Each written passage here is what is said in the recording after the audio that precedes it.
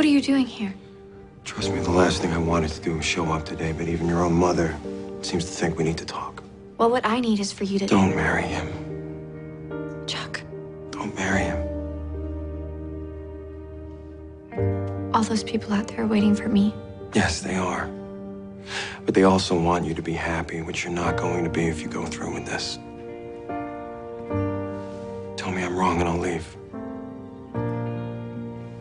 You can't. Because it should be us up there and you know it.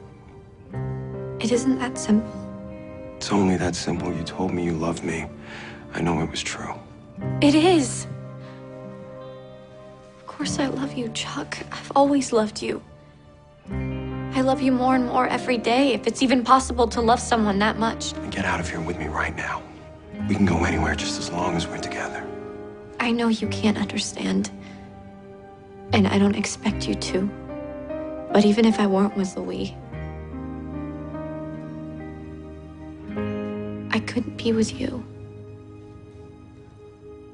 Just know that not living with you is the hardest thing I've ever done. But at least I have someone who loves me by my side. You should find someone who loves you too. I have.